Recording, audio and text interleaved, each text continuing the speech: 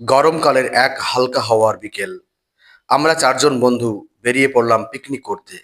মাঠের পথ ধরে, বাইকে চেপে, পিঠে রোদ, মুখে হাওয়া। সে বিকেল ছিল অন্যরকম। মাঠে পৌঁছে চারিদিকে তাকিয়ে দেখি সবুজ ঘাসে মোড়া এক শান্ত জায়গা। খুঁজে বের করলাম 4টি ইট, হেসো দিয়ে মাটিতে আঠা তৈরি করলাম। মাংস ভালো করে 2-3 বার জলে ধুয়ে রাখা হলো। তারপর নীলু দই ঢেলে দিল মাংসে। মাজিরুল দিল মরিচ, হলুদ, জিরে আর লবণ।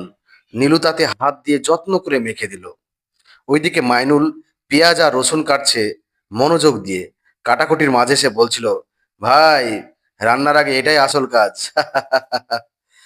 সোনারুল আখায় আগুন ধরিয়ে দিল। মাজুল তাতে কড়াই চাপিয়ে তেল দিল আর নাড়তে লাগলো মাংস। গন্ধে মন ভরে উঠল। রান্নার ফাঁকে চলল গল্প, হাসাহাসি, যেন এক একটা কথায় রান্নায় পড়ছে আরো একটা স্বাদ।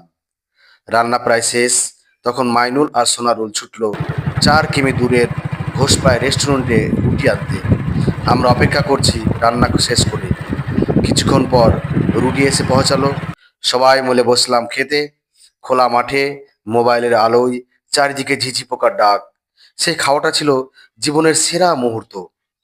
শেষে পাতে এলো দই মিষ্টি, একটু ঠান্ডা, একটু মিষ্টি, আর অনেক ভালোবাসায় ভরা। খেতে খেতে কখন যে সন্ধে 8টা বেজে গেল টেরই পাইনি। আকাশে নেমে এসে হালকা অন্ধকার। মাঠটা যেন হয়ে উঠেছে এক গল্পের রাজ্য। তারপর হাওয়া খেতে খেতে, গল্প করতে করতে বাইকে চেপে বাড়ির পথে এগোলাম। ওহ, কি হাওয়া!